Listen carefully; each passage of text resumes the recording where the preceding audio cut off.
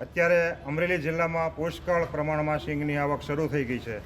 નાના ખેડૂતોને અત્યારે પૈસાની જરૂર હોય, મજૂર ચૂકવવા હોય, દાળિયા ચૂકવવા હોય, ટ્રેક્ટરના બિલ આપવાના હોય, છોકરાઓના બાયડી છોકરાઓના કપડાં લેવાના હોય અને ખુલ્લી માર્કેટમાં સિંગમાં વેચવા માટે મજબૂર બન્યા છે. આજે સરકારશ્રીએ આયાત નિકાસ ઉપર ખાસ ધ્યાન રાખવું જોઈએ. અગાઉથી નક્કી કરીને અને જ્યારે સિંગની આવક શરૂ થાય તરત કેન્દ્રો ખોલી અને ખરીદી શરૂ કરવી જોઈએ.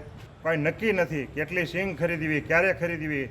અત્યારે ખેડૂતોની વેદના છે ત્યારે મને તો એવું લાગે સરકાર મંત્રીશ્રીઓ અને પ્રદેશ પ્રમુખ બદલવામાં મશગુલ છે. ખેડૂતોની વેદના સાંભળવા અત્યારે એને ટાઈમ નથી. કપાસની ખરીદી, તુવેરની ખરીદી, કપાસની ખરીદી અત્યારે જનરલ સિંગ જનરલ 600થી 1000 રૂપિયામાં જાય છે. કપાસ જનરલ 600થી માંડીને 1000-1200માં જાય છે. 1450ના ભાવ આવે છે, એ માત્ર 20-25-50 ગાસડીના જ ભાવ સાપે છે. તો ખેડૂત અત્યારે કપાઈ રહ્યો છે અને ખેડૂતને મેં આવેદનપત્ર આપ્યું, અમે આવેદનપત્ર આપ્યું એમાં લખ્યું છે કે ખેડૂતોને દરેક વસ્તુ મોંઘી થઈ ગઈ છે. જંતુનાશક દવા, બિયારણ, ખાતર, મજૂરી, ટ્રેક્ટરો, અન્ય એની સામે ખેતીના જે જણસના ભાવ મળતા નથી. સોનું અત્યારે 1,25,000 તોલું થયું છે.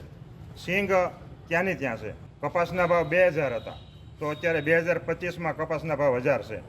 ખેડૂતોની વેદના સાંભળતી નથી. બોટાદ જે કડદા પ્રથા છે એમાં અમારો સખત વિરોધ છે અને જે અત્યારે લડત ખેડૂતોની ચાલે છે એમાં અમારો ટેકો છે.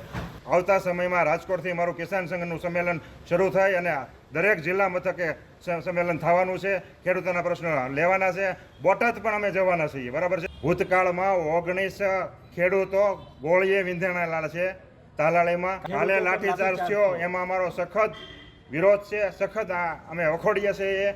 ને જે બોટાદમાં જે કડદા પ્રથા છે અથવા તો કોઈ પણ પ્રકારનો અન્યાય હોય એને અમારો જાહેર ટેકો છે. એવી બાબત નથી કે કિસાન સંઘ સાથે નથી, બરાબર.